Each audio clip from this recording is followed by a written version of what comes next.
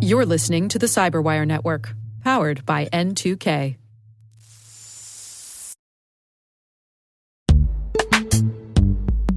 This episode is brought to you by Palo Alto Networks, the leader in cybersecurity.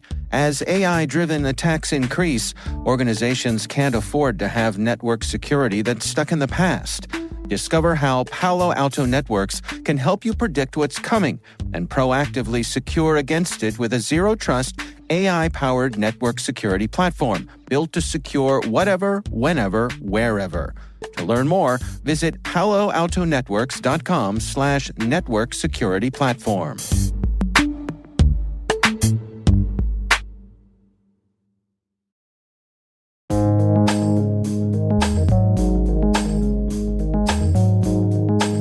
The word is ZTNA. Spelled Z for zero, T for trust, N for network, and A for access.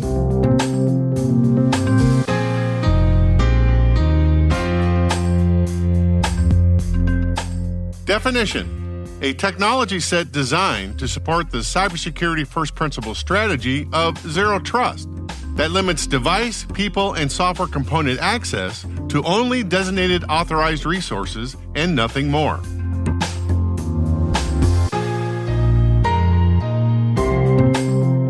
Example sentence: the Zero Trust Network Access solution prevented the attacker from moving laterally within the network.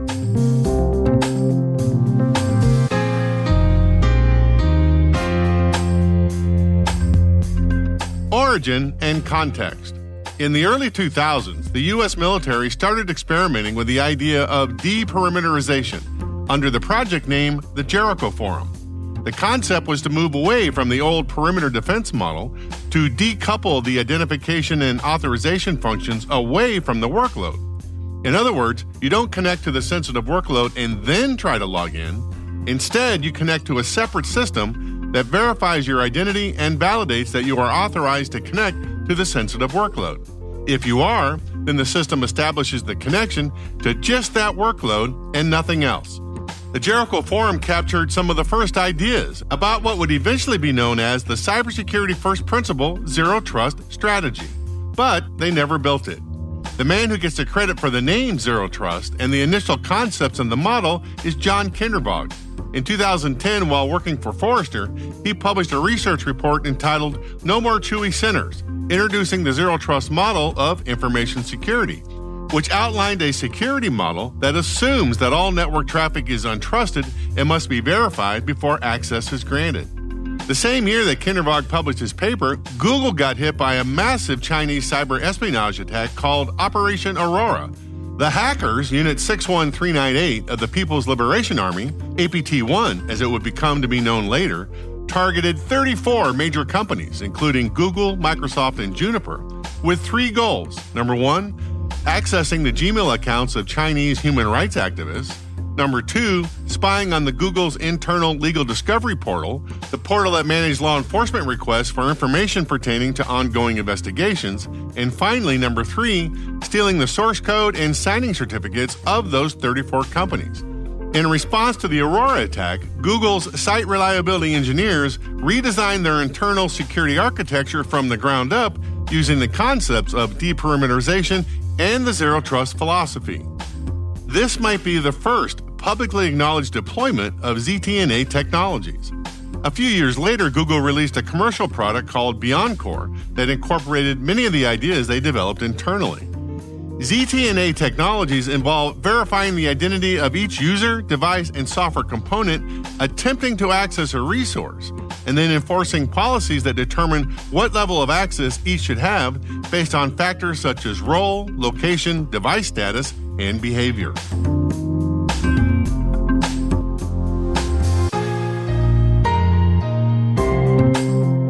Nerd reference.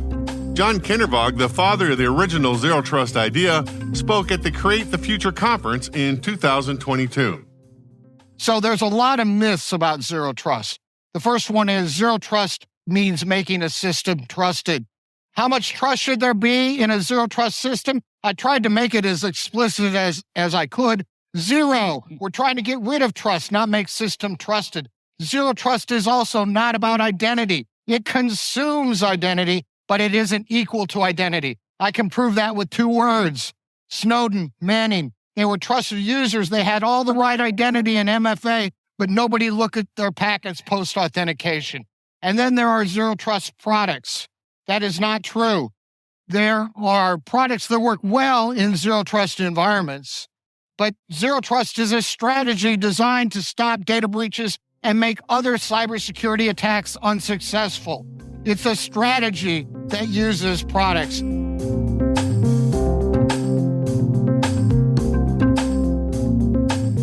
Word Notes is written by Tim Nodar, executive produced by Peter Kilpie, and edited by John Petrick and me, Rick Howard.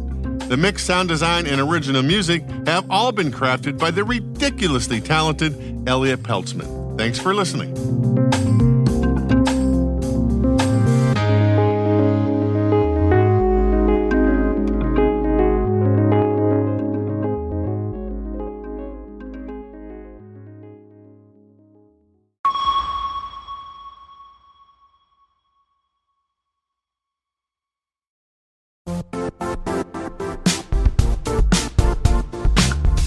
Now, a word from our sponsor, the Johns Hopkins University Information Security Institute, currently seeking qualified applicants for its innovative Master of Science in Security Informatics degree program. Study alongside world-class interdisciplinary experts and gain unparalleled educational, research, and professional experience in information security and assurance. Interested U.S. citizens should consider the National Science Foundation's CyberCore Scholarship for Service program, which covers tuition and a $6,000 annual professional development allowance, as well as providing a $37,000 additional annual stipend. Apply for the scholarship and the fall semester by March 1st. Learn more at cs.jhu.edu/MSSI.